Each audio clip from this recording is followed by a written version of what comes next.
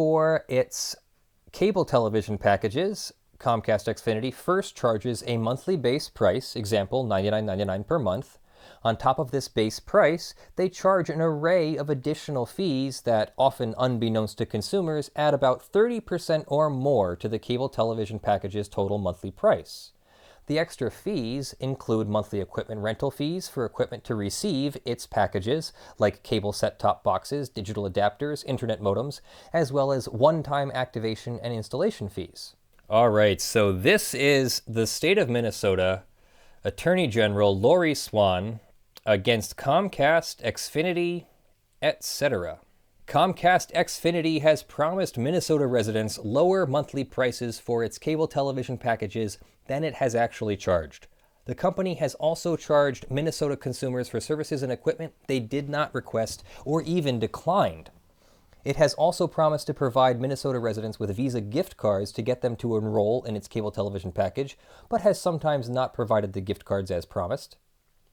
Comcast's conduct has violated Minnesota's consumer protection laws and injured thousands of consumers. Let's see how they did it. Actually, you know what I should have cut out like my nipples and started tweaking my nipples as we do this one, like South Park. Oh no. Oh my god. Comcast Xfinity uses confusing pricing practices to advertise and promise artificially low cable television prices to Minnesota consumers. In 2010, facing low consumer satisfaction ratings, Comcast began using the name Xfinity to sell its services to residential customers. Comcast Xfinity offers cable television service, ranging from limited basic cable, etc., etc. For its cable television packages, Comcast Xfinity first charges a monthly base price, example $99.99 per month.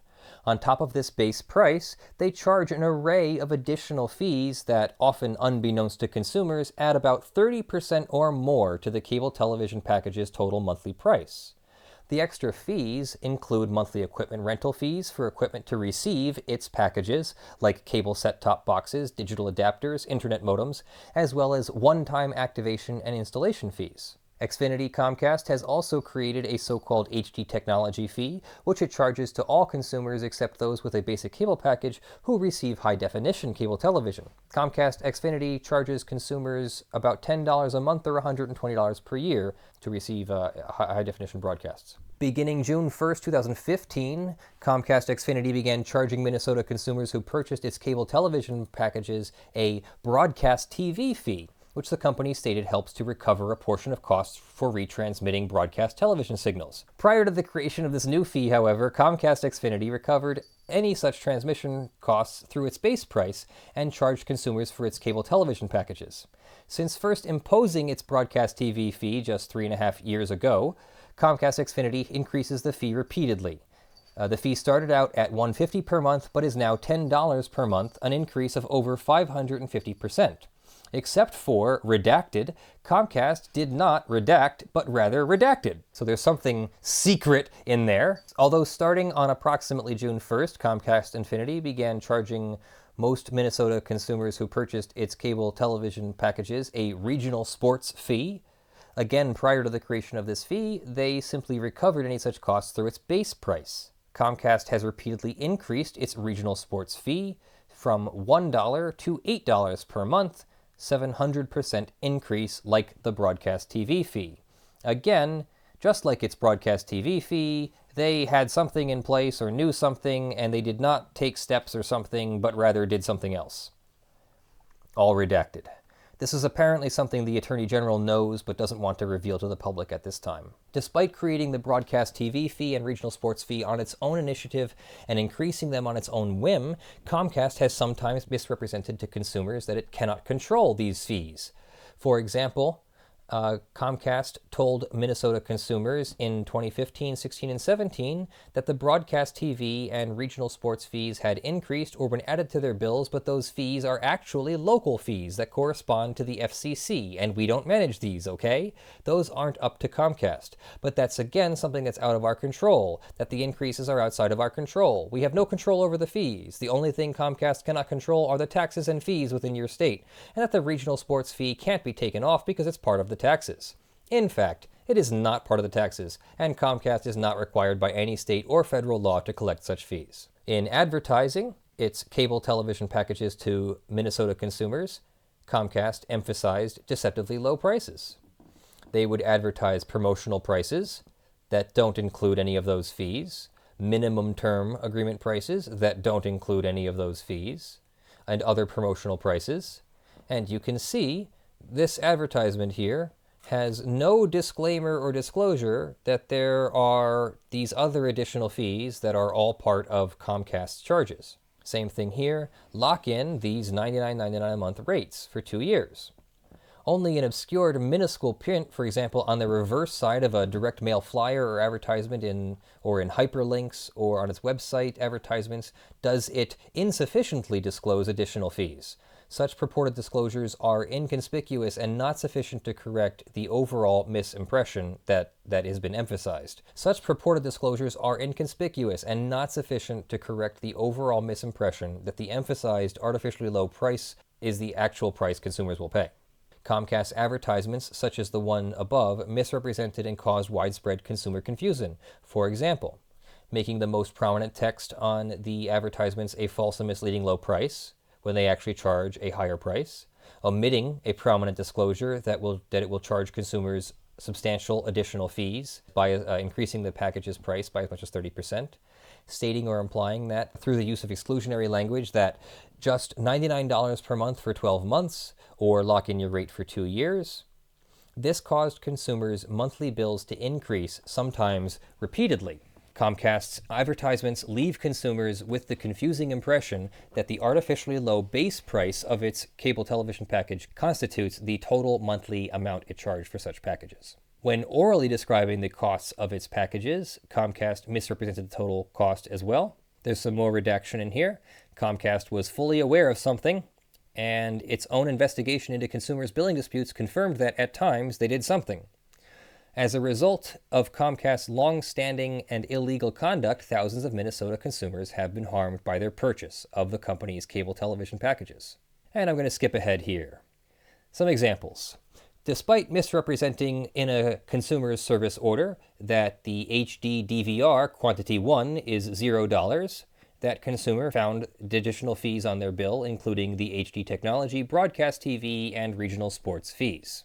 Comcast then charged him more than it promised by adding equipment fees for the DVR, as well as the HD technology, etc. Comcast promised a consumer on his service order it would charge him $109 plus tax for 2 years, despite his service order showing HD DVR $0 and no additional monthly fees dashed out. His bill was increased by $20 per month by adding a DVR fee, as well as broadcast TV, regional sports, and HD technology fees. Comcast promised a consumer it would charge him the same price for 2 years. Instead, Comcast charged him more, the broadcast TV fee of $4.50, regional sports fee of $3, and then a raise of $20 a month in the second year of his term by adding the HD technology fee and an equipment fee, etc. Comcast falsely promised to a consumer in 2015, in future bills you'll be looking at $160.14 after tax. The actual bill, though, came in $16 to $20 per month higher. Another consumer was told $122 per month, but they charged them $139.90. Another consumer was told $129.99 per month. During the sales call, Comcast fails to disclose the substantial additional fees it would charge. The company then charged more. It doesn't say how much. And this goes on and on and on and on. After consumers had agreed over the phone to purchase cable television based on Comcast's deceptive promised price, the company sent some consumers email confirmations of their orders. The confirmation emails did not disclose the increase in prices. Often there was a minimum term agreement that was sent that also did not disclose things. This is the offer, $99 a month for months 1 to 24, and then of course they charged more than that. Comcast has a long history. He is aware of its misrepresentation and material omissions and the true costs of its cable television packages. Apparently they knew a lot because a lot of this is redacted. Meanwhile, they're also charging for unrequested services. In 2015, a consumer was enrolled in a minimum term agreement that she did not want. In 2014, a consumer did not agree to purchase the service of home security, but found it on their account. In 2015, a consumer went to have their internet service restored, and then they added a service protection plan for their account, which was not authorized. Another 2-year agreement was not authorized, etc., etc. There are many examples. And then they offered promotional items, which I'm assuming is gift cards that people did not receive. $175 Visa prepaid gift card within 90 days, but has not received it 8 months later. Has confirmed they are eligible, still have not received it or whatever.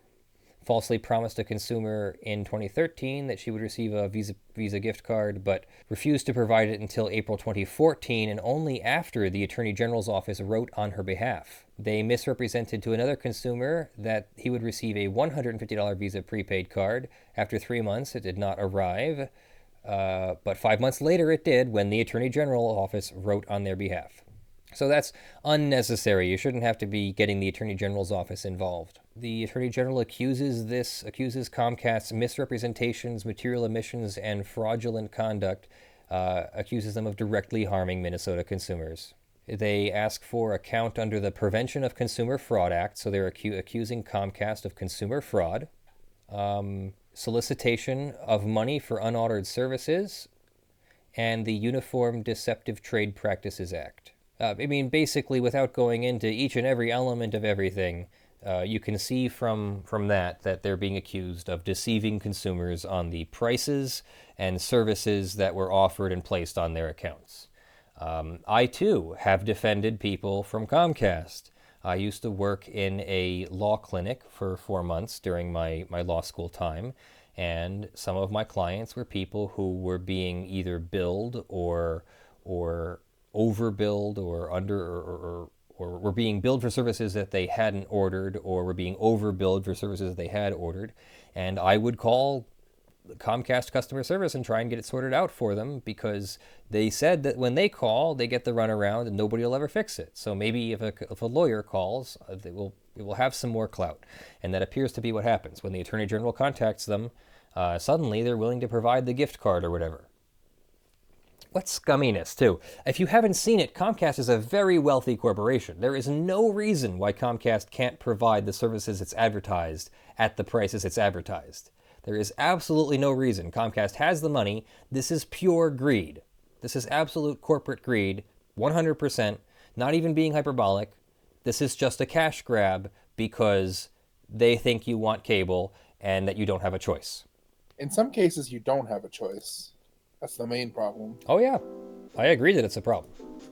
All right. Everyone, what do you think of that? That is our show.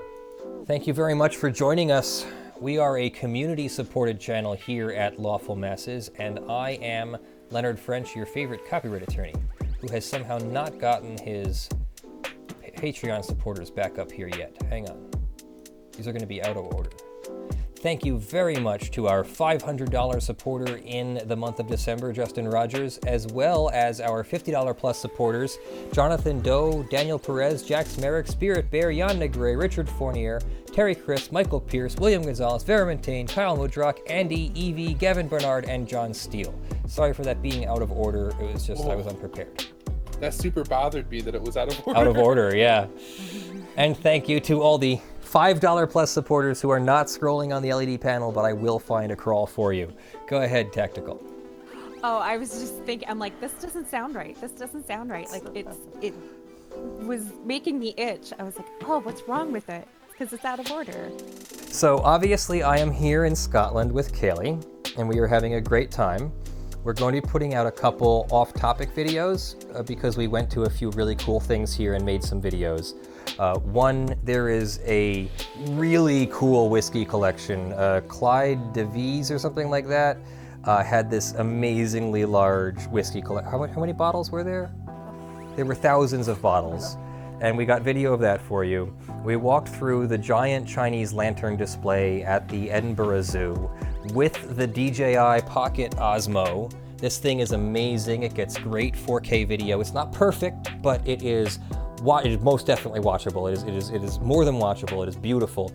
And we're gonna try and do a Chinese music, traditional Chinese music video I'll rephrase that. A traditional Chinese music video with that footage, because it's really cool footage.